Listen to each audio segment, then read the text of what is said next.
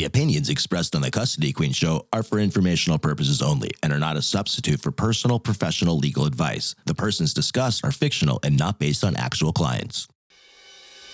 Thought it was love, had kids in between. You can count on us, we're the Custody Queens.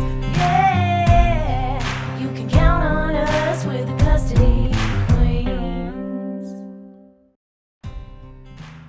Good morning, everybody. This is Xinia Williams here hanging out with the Custody Queens this morning. Hey, everybody. Thank you for joining us today and every Saturday at 8:30. We love having Xinia back with us and so happy that she's here to talk about co-parenting and tips. And, you know, people, remember that when we talk about co-parenting, it can apply to everybody. It's not just people going through a custody case. It's not people that are just going through a divorce. It's basic tips and principles and communication. Yeah, for all of us. Yeah, and we think it's really important to kind of recognize that although everyone has a different scenario, whether you're literally co-parenting, talking to a friend, mom, boss, whatever it is, there are some simple techniques that you can use that really, in my opinion, are universal and translate across the board. So we just kind of want to go through some of those today. All right, but before we get there, it's my favorite game, true or false, and I'll be asking the questions because I already know the answers. All right, Xinia, we're going to start with you. Okay. If you add the two numbers on the opposite sides of dice together, the answer is always 7. True or false? Dun, dun. True? True. True. Very good, girls. Very good. It's definitely true. All right, Sam. Uh-oh. This is right up your alley. Oh, no. It takes a sloth 2 weeks to digest food. Wow. No, that's got to be false. True. It's true? I thought maybe it would take longer. I don't know. Sloths are so slow. Well, I think that's where we get the phrase, you know, kind of like I feel like a sloth. Have you seen Zootopia? Is that a phrase? The sloth at the DMV in Zootopia? No. You gotta watch it. Okay. Zootopia? Zootopia? Yes. But yeah, like I say to myself, God, I feel like I'm moving, you know, either slow as a toad or like a sloth. But that makes sense because it takes 2 weeks for them to process a meal. Wow. All right, one more good one. I'm kind of like one more good one. We all know that there's a lot of things that you can and cannot do in your sleep. But can you sneeze in your sleep? I know this for sure. Well, then don't answer. Xinia, you're up. Yes? Yes. Really? You can almost sneeze, but you cannot sneeze. That is life changing for me. You don't understand. There's no way no, this is wrong. You can we gotta have go the to feeling Google. and the tickle? No, there's no way. Like, Okay, well, you can take it up. You can take it up with Wikipedia. And the reason why I say this so passionately is because I have been sneezed on by somebody that purported to be asleep. So They were lying. So if this is a lie, this is bad. Well, we'll do some further investigation. We got to get down to the bottom of this. According to my best friend Google, you cannot actually complete the sneeze. We got to stop the show. All right, well, we're going to have to table that one, and I will be back because I have some conversations that definitely need to be had. But let's get into it. So co-parenting, keeping it simple, right? Xinia, can you tell us kind of one thing that our listeners can take under consideration and apply to their lives? I mean, it goes down to some basics. I mean, you find yourself telling kids 2 wrongs don't make a right, and I find myself telling clients that all the time. I get that they're not the best person to you, but you being a bad person doesn't help your relationship, nor does it help your kids. Right, so this idea of revenge. It's not worth it. Why? Why isn't it worth it? Why shouldn't I send that text? At the end of the day, you have to think about, what am I trying to accomplish? And if I were to remove my emotions from this conversation and just ask a question that's non-accusatory, that's not jumping to conclusions, what are you trying to find out, and ask the question? I like it. I like it, and we talk about this a lot on our show and even in the recent past episodes. Our emotions have so much to do with the way we communicate. I mean, you could ask me the same question 5 different days of the week, and you could probably get a different response from me. each day, depending on whether I'm hungry or I'm tired or my kids had me up all night, or I'm stressed. Our emotions just, they impact so much that we do and we say and the way we communicate. And, one of my therapists, she said the best thing to me is the only person that can control your emotions is yourself. Yeah, that's exactly right. And I think that brings up a good point of also like mode of communication, right? So there's a time and a place for everything, and there may be something that you want to say, but we all know that text messages, they come off probably often harsher than they are, and you get a lot lost in translation. So I think that there are appropriate times where you absolutely need to message someone in writing because you may need to solidify the conversation, preserve the record for court, etc. But sometimes texting isn't the best mode of communication because you lose a lot. Like you lose the way that your tone sounds, your body posture, and so you may not feel that you are saying something negative, or you may really be coming from a hurt place. But I don't know, to me, in that situation, a text message, if you're trying to have a passionate conversation or an emotional conversation, you should probably do it in person. That's my thought. That just goes back to a little bit of common sense. It's like when someone really important to me is having a birthday, I want to call them because I want them to feel my love and my adoration for them, versus a simple text. Not saying that texting someone on their birthday is not the best way, but picking up the phone and telling them, at least to me, is more special. And I think there is a time and a place for text messages, and I think there's a time and a place for having an actual conversation. Right. And they say, like, you're not supposed to break up over text. And that was kind of a phrase that I guess was used often, like, growing up. But I think that the sentiment's the same, is that you lose the emotion. It's kind of a cop-out in a way. And again, there are certain circumstances where you need to keep things in writing, and maybe you can only communicate exclusively through writing. That happens. That might be your facts. But I just think that it's really important for everyone to actively think to themselves, like, what's the best mode of communication for this? It's probably not an angry voicemail, right? Maybe it's you're having a casual conversation in an appropriate place about a sensitive subject, or maybe it is more appropriate in writing. Just think it through. One of the things that I would say often is if you are feeling angry or frustrated, because maybe it's not even anger, maybe it's just frustration of having to go through this over and over. You've explained something over and over and they're still not getting it. So we talk about control. You have control over yourself and only yourself. And once you accept that, you got to look at what can you do differently to get this message across. And sometimes text messages are required, or that's the only way to deal with someone that's difficult. And then if we're bringing it back to family law and your case or your custody case, your divorce case, think about who's going to be reading these messages. Do you want to see the judge or do you want to hear the judge call you out on foul language? Because foul language never helps a situation when you guys are arguing. So be clear, be concise, take your emotions out. And if you need to walk away from the situation, walk away for a little bit. Come back to it. Yeah, and you bring up a great point.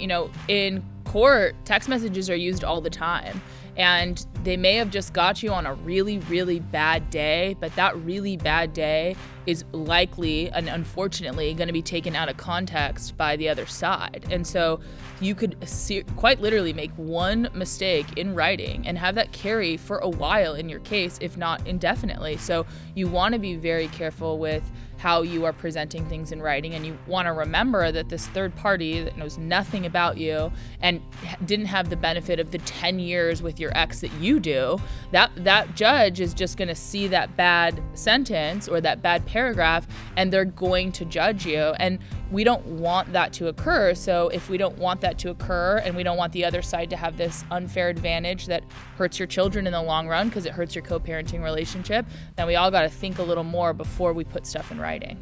Yeah, you want the judge to see you as a credible person, or whoever you're speaking with. You want them to have respect, and you want the credibility. And I can tell you, when I go through text messages, I mean, sometimes Sam and I are going through 200 pages of 5 years of text messages, so that we can get a sense of the relationship. What is the weaknesses? What are the strengths? So, I mean, we're always trying to work together to come to a solution. But I can tell you, if I have a high conflict case and I see text messages that are vulgar or that are grossly demeaning, I will unequivocally repeat them exactly as they are on the record. And I've had judges kind of like turn their head, because they don't want to hear those things. But I do that because it makes it's profound evidence of how bad that person was. Yeah, and again, family law, it's such that when you're in court, I think it's such a small amount of time. Even if you have, 10 court appearances in a year, like that's 10 days. And the rest of them, you have to live your life. So it's this balance where you have to go between, I have to worry about court and I have to live my life. But in court, for those 10 days, what's going to be used is the worst or best of you. It's like an interview. So we get it, right? We all don't wear suits every single day.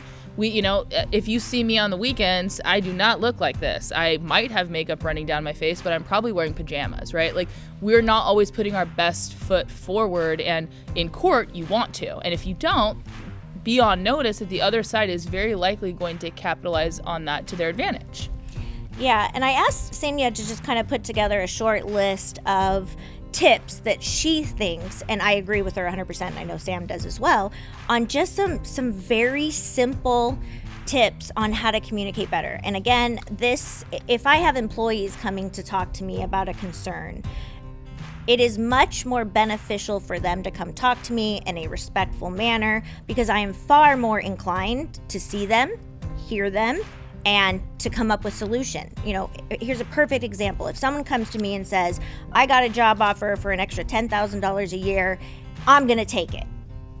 And sometimes my response will be, I wish you the best of luck. So if that person came to me and said, I'd like to talk to you. Here's some things that I would like to see happen in my future employment, and I really like working for you. And is there anything that we can do to come up with a solution? 9 out of 10 times, I will beat an additional offer, and I will also come up with a plan that is very beneficial to that employee. But when you put me up against a door with any communication, this applies to anyone. Like Sam says, we get defensive, we get emotional, and we want to react and we want to retaliate. So this applies in so many relationships. But Xinia, why don't you tell us a few of the factors that you came up with? So, Can you not read that? I can. I think I kind of already went over like simplifying something, really asking yourself, what are you trying to get across? What are you trying to ask? What is your goal? What is your goal? Yes. So, we think about, let's say, your spouse. You have certain expectations, but maybe you haven't communicated them. You telling your spouse, you need to go clean the bathroom, you need to go do this, isn't going to get as far as, hey, there's some stuff that needs to get done in the house. I really don't have time to do it. Do you think you could make some time to accomplish that?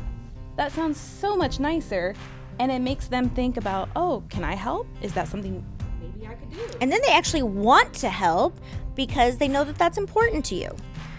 Okay, another tip I think is just de-escalating, not engaging. Yeah. Sam, what's an example of how to de-escalate a situation? Walk away. You don't have to have a conversation with someone right at that time. That doesn't mean that you have to be rude and end it, but I think that if you don't know how you want to respond in a situation, you are probably in a situation where you were put off guard in the first place, right? You're sitting down and about to have dinner, and all of a sudden a conversation is coming out of left field that you're not ready to have. If you're not ready to have it, don't.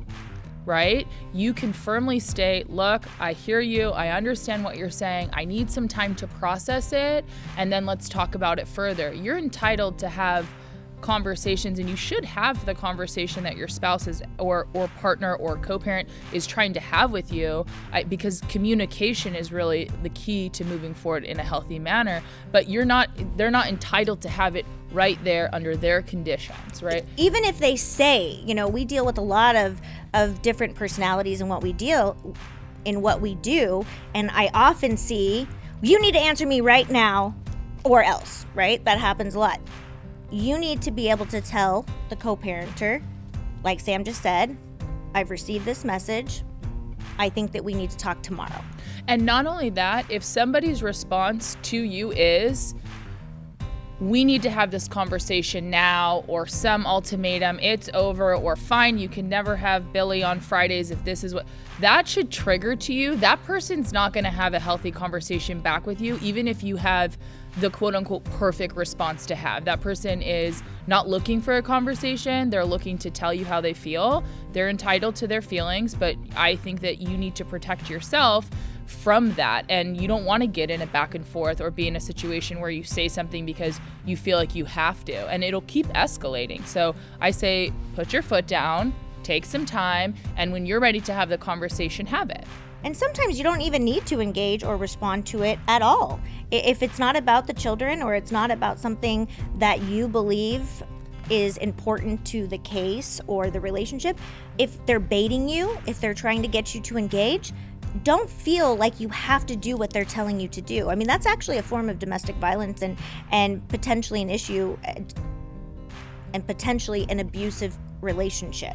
A lot of cases that we all take, simple things like, well, you're going to wake up right now because I said, or you're going to respond because if you don't, you're never going to see your child again.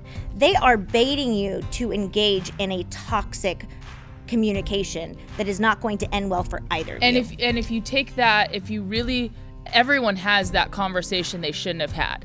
And if everyone out there right now takes a second to remember that conversation, it didn't end well because it kept escalating worse and worse. And then probably at the end of it, you felt crazy, right? Because you've been gaslighted. You felt crazy. I mean, how many times has anyone wanted to recover an email that they sent because they sent it stressed, tired, angry, emotional? I mean, I can tell you it's happened to me many, many times. Right. And trying to recover an already sent email is not,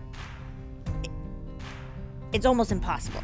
So if you are even questioning in your head if you should send something or if you should say something, the answer is you shouldn't. Or even if you're just sending it right after something happened, walk away from it. Tell the other person, I can't, like you said, I have to process this. I want to get back to it. But the biggest thing is you have to get back to it and take your time. In the right manner. In the right manner. Because sometimes you can't fix not all the time. You can't fix anyone. And if someone's being toxic, your goal is to not be toxic back. Right. And then also with communication, like you said, you do need to get back to it and you need to communicate. But I also think that you need to decide what that communication is. If you have an incredibly difficult co-parent, that communication may not be this long-winded, this is how I feel, and let's be positive moving forward. That might actually not be the healthiest because it takes two people to tango, right? So if you're with a co-parent that you have been so nice that you are exhausted and doesn't matter what you say, it's not going to be productive, that doesn't mean that you get to cut off communication. It means that you have to change it. And maybe your communication is your boundary. And that is where you call the Custody Queens at 1-800-419-7772. That's 1-800-419-7772. And what I mean by that is if you are in this toxic co-parenting relationship and you truly want to make it better, but what you're doing isn't working, that's where you need to hire competent counsel, because that's at the point where Sam and I would come up with a strategy, and Xinia, and we would take over most of the communication for you. And we would work with the other attorney, so that way there is not as much communication going on between the parties. And then the benefit of that is, you don't know how many times I've dealt with a client and say, send me the message that you want to send. I'm not going to necessarily ghostwrite it for you, but let me help you understand how you can break down and say, you want to complain about all these things, but really, what's at the point of this? Why do these things bother you? Is it because it's been a long history of bad communication between you two? Is it because you got a new girlfriend? Correct. And you really have to think about it. And I hear Kristen tell people all the time, you got to clean up your end of the street. What can you do better for yourself that's going to help you, but also help this? And at the end of the day, if you've done and exhausted everything you could have done, okay, now we know that that's the problem. And guess what? Now you have everything to show to the court that you've done everything you possibly can to make this co-parenting relationship work. Because sometimes at the end of the day, you might not be able to co-parent with someone. Yeah, and ask questions, be creative, especially if you're in a family law situation. We always say it's not a one size fits all. You could have a client call and I could say, you got to send the text you got to communicate directly with that person. Especially if it's like a safety concern. A safety concern, a custody concern, or there could be a different issue that you've exhausted, and say it's a financial issue, or you're selling a house, or there's some issue with escrow. That may be better suited for attorneys to communicate with one another because they're more versed in the law and how it applies to your case. That might be more effective, and maybe not. But you want to really, it's just be present in your communication.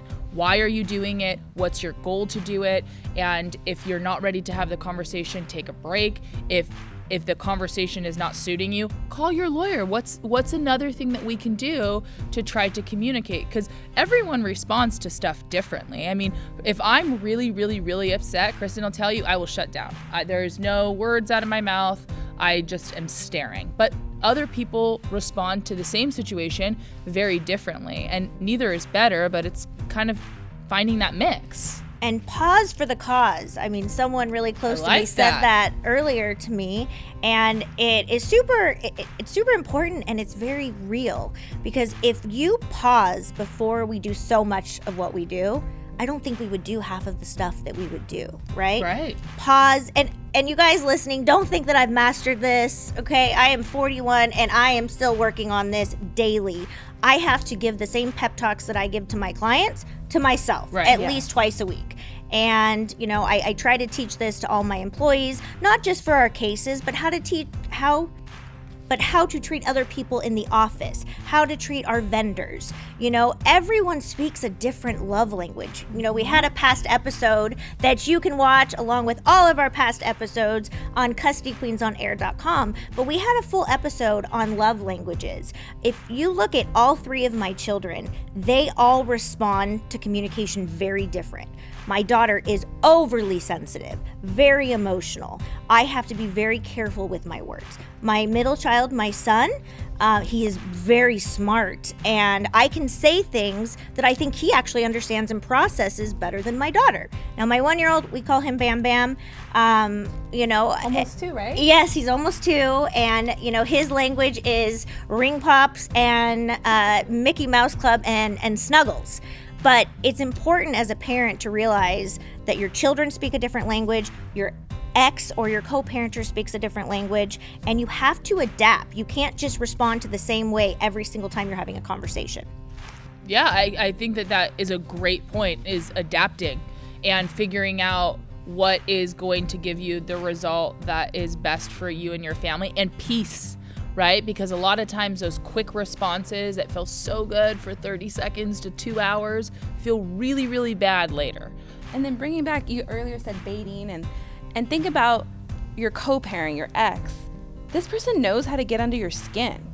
So don't let them, because you have control over how you react, even though they might be a jerk and try to, you know, say something that you know is going to get, that would trigger a reaction. The people closest to us know our trigger points, right?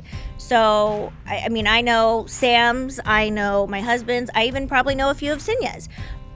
But don't give them the power to trigger. Even if you handle the situation appropriately, if your first response was a negative text message with, you know, cuss words or retaliatory, I can't even really illustrate to the court how well you handled the situation, because all opposing counsel is doing is throwing your awful text messages in as exhibits. Yeah, and with text messages, why not? I mean, you're not going to respond when you get a really emotionally charged text from the other side. Start identifying it. He's triggering me. I'm going to put my phone down. This is a trigger. I'm going to sleep on it. I'm going to call my attorney. I'm going to see how to respond. And then I'm going to respond in a way that is going to be helpful for my future, for our children, for court. Yeah, and it's repetition. Exactly. That's exactly where I was going. People ask me all the time, well, it's easy because you're an attorney. You know how to do it. No, it's practice. It's practice. The more you tell yourself, the more you do it, the easier it will be. I can tell you my first year into practicing law, I had an attorney on the other side that was very demeaning and very rude and made some feminine comments. And I was so proud of myself because I actually just told him I was going to terminate the call, and I thought I handled it perfectly. Now looking back, probably shouldn't have terminated the call. Probably should have just, said, "Sir, please don't talk to me like that," and let it be there. But now that I've been doing this for, 10 plus years, I have my emotions way under control in family law cases, and when I get a scathing letter from an attorney that's just wrong, I don't respond the way that I would have 9 years ago. But that just is practice and repetition. Yeah, and I really could not agree with you more on that, because if you just do the right thing back once with a really high conflict parent, it's gonna feel bad. You're not gonna feel good. It's gonna take a while for your consistency to set in, for months to go by, to start to see a change in the way they're behaving with you and a way that your family is going. It's gonna see a while to get the results. It's like a diet. Like, you can't eat one salad and be in shape, right? Like, it's gonna take a while. So you have to stick with it, and you can reach out to your attorney for help with it. If it's not a family law issue, you should still just stick with it for a period of time. Like, don't give up on it, and you'll see that you'll reap the benefits of how you're reacting, and you'll feel so in control of it. Put in the work. Put in the work. Keep it simple. Keep it clean. Put in the work. Don't engage. De-escalate. And that is our mission here at Custody Queens. We are a team, and our goal is not just to get through the litigation and just to get through your case. You are not a number. You are not just a client. Our mission is to educate you how to be done with us as soon as possible. You know, not that I don't love my clients that have been with me for a while. I wish they don't have to be with me. So we want to educate you on how to say something better, how to communicate better, how to work in an unhealthy relationship in the best way possible. That is our goal at Custody Queens. And I can honestly say I don't know many attorneys that really want to help their clients and educate their clients so they don't have to come back. Yeah, and with respect to Custody Queens and the word custody in general, I think because so many people go through family law issues and it's a really negative part of their life because it's very stressful, it's confusing for their children, it's, time consuming and a bunch of other factors on top of it. People have a negative connotation with the word custody, but I really think that everyone needs to realize what custody is. It's finding parenting plans and finding ways to raise your children when you're no longer together. And so custody is quite literally one of the most important aspects of your life.